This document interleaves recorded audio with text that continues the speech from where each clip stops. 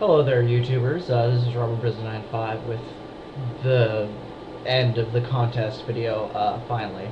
Sorry there was a delay. I had actually already recorded this on my other camera, but it was being stupid, so I have to use this one. Anyway, I'm going to go through all the questions first and their answers, and then I'm going to get to the hat with the names in it, and we'll go from there. So, question one, I have my little cheat sheet here, because I couldn't remember what the questions were. Anyway, question one was, what was the legacy weapon, and what were its pieces, and what was it used for? The legacy weapon was a collection of artifacts that were put together by Urza from just some kind of random pieces that you wouldn't think would go together. The focal point was used. The airship weatherlight was used as the kind of, like, I guess, focal tool for it. It was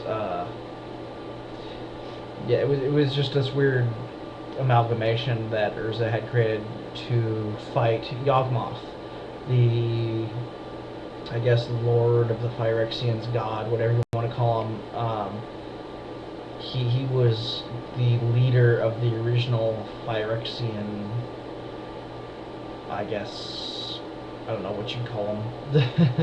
So the original Phyrexians. Anyway, and the pieces of the legacy weapon were the bones of Ramos, Gerard Capuchin, Gerard's hourglass pendant, Juju Bubble, Karn, Might Stone, Null Rod, Power Matrix, Salvation Sphere, Sky Shaper, the Weather Light, Touchstone, Thran Engine, Thran Forge, Thran Tome, and the Weak Stone. The Might and the Weak Stones, ironically enough, were originally used to imprison Yawgmoth in Phyrexia, so he couldn't come back and spread his evil. Question number two. What were what were all the sets and all the blocks and all the sets that took place in Dominaria? And not, I mean, quite a few people got this right. There were a lot, though, so I'm not gonna, well, no, I'll name them all. Anyway, first we have Antiquities, Legends, the Dark, Fallen Empires, the Ice Age block, which included Ice Age, Alliances, and then later they finished it with Cold Snap. So they waited, Alliances and Cold Snap, there was a huge gap between the two.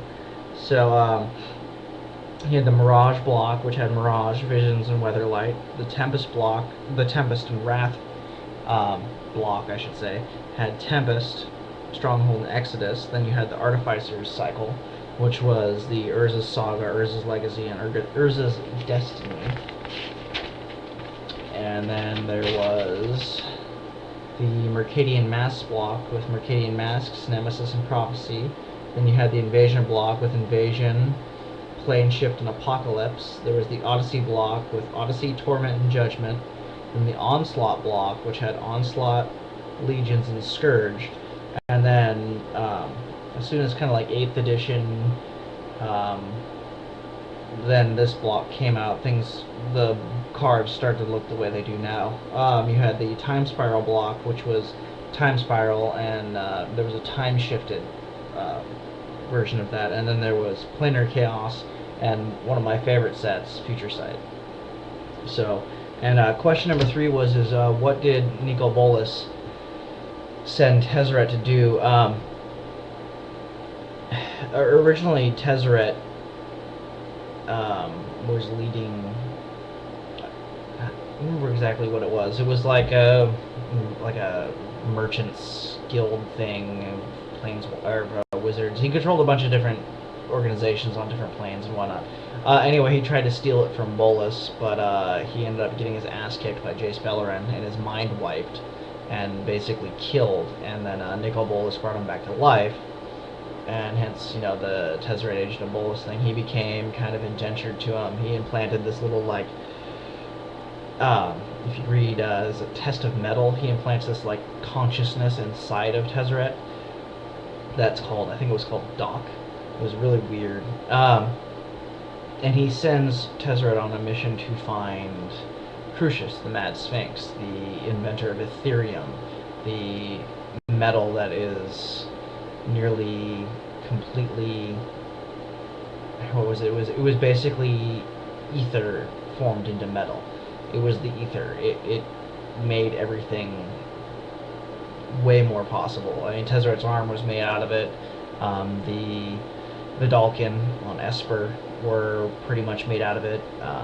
Yeah, it was. He was sent him on that. Then he also sent him to hair on my tongue. Anyway, sent him to Mirrodin to keep an eye on the Phyrexians, because the last time the Phyrexians surfaced was when things changed for Nicobolus.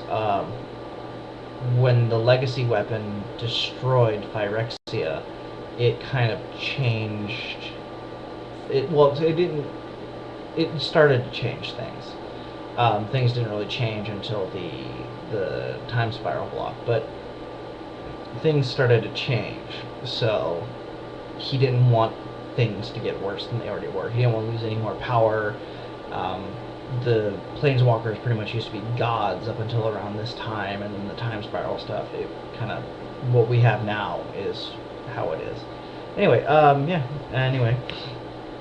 So question 4, one person in particular kind of went above and beyond on this one, but I'm not going to name all of those. I'm just going to name the ones that I had written down originally. And everyone but him actually missed one answer on this. It was kind of interesting, because it was, I guess he's not really talked about too much, so yeah, whatever. I wish they would actually make him into a card. That'd be pretty awesome. So you have Nicobolus. Urza was the one that everyone except I think Roxaboxen missed. Ajani, Nissa, Soren, Jace, Garrick, Tezzeret, Elspeth, Gideon, Chandra, Karn, Koth, Venser, and Sarkhanval. Those are all the known planeswalkers. There's a whole bunch of others. You have like Baron Sengir and Teferi, and there's the Nine Tails, and yeah, so it keeps going and going. Question number 5. Who were the Thran? The Thran were probably one of the oldest civilizations on in Dominaria. They were one of the most. They were the first superpower on Dominaria. They in the book, the Thran, Yawgmoth kind of wanders in on them, and he meets two people, Glacian and Rebic. Glacian makes power stones for the Thran. It makes their ships fly, which Urza later uses to make the Weatherlight and stuff like that. They're kind of like this utopian future Atlantis society type thing. They have all this like cool technology that's run by the power stones that Glacian creates. Yawgmoth ends up sabotaging something. Oh no, I'm sorry. A power stone explodes that Glacian's making, and Yawgmoth says he can help him because he gets a piece embedded in him, but he ends up keeping him poisoned because he wants to get closer to his wife, and all this other stuff happens. It's a really good book. Everyone should read it. It tells you how Phyrexia became Phyrexia and Yawgmoth's whole agenda behind it. Anyway, the long and the short of it is these people lock Yawgmoth away and on Phyrexia with the Might and the Weak Stone.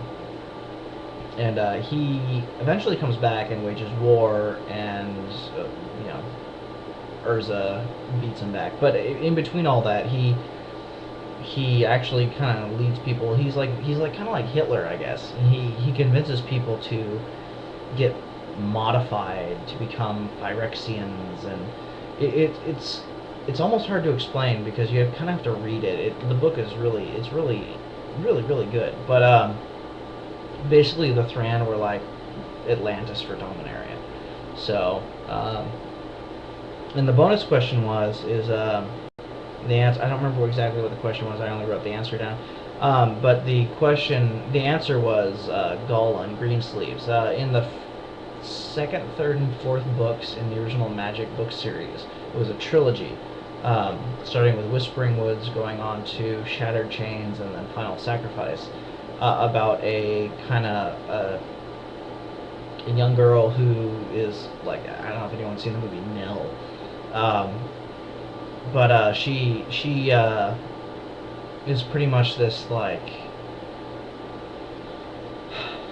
bumbling fool, and then they discover she's a wizard, and there's all this other stuff. She becomes really powerful, and her and her brother lead an army to beat back all evil wizards, and they actually raise this great big army. And they encounter a character from the first book, Arena. His name is Garth. He's actually the first mentioned planeswalker in the book series, other than Urza. Urza doesn't really come till later anyway. But yeah, so that was that. Sorry it's late, so I'm kind of trying to get through it real quick. So yeah, the answer was Golem. That was a bonus question, so no one really had to get it. So anyway, let's get down to it. I'm not gonna look. If I pull a name twice, they're not gonna. I'm gonna toss it aside. Anyway, so second place goes to.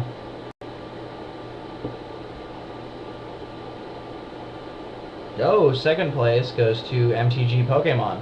Actually says MTG Pock on it. I didn't feel like writing everything out real long. So, second place is MTG Pokemon. That's 2 rares and 2 boosters, except for Warblade. So let's see who gets first place. Put the hat up here so I can't look into it. Anyway. And I got one. Let's see who it is. Nope, and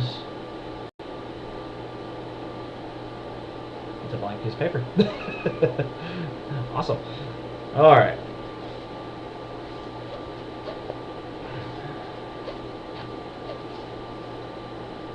Alright. First place goes to... Ooh! That's funny. I guess he did get most of the questions right and had probably the most names in here. So, Roxaboxen. Looks like you got it, man. So, that would be the 4 boosters and the 4 rares. So, I want to give honorable mention to Lone Wolf Drew. He actually said he didn't want to use the internet to cheat. So, or well, he called it cheating.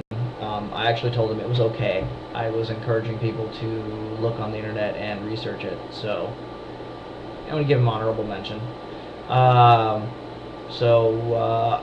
will be either, yeah, I'll let you guys know, and you can contact me and tell me what you want.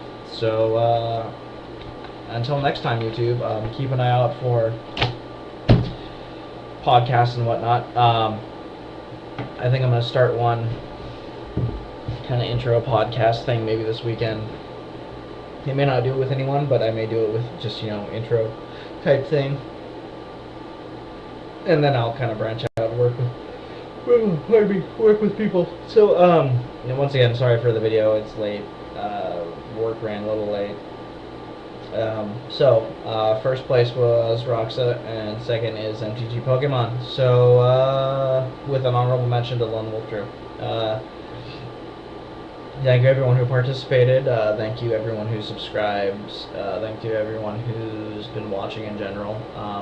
I'll do another one eventually. I have a couple ideas for different kind of contests. Maybe like a name that card contest, or just show a picture. I thought that'd be kind of cool.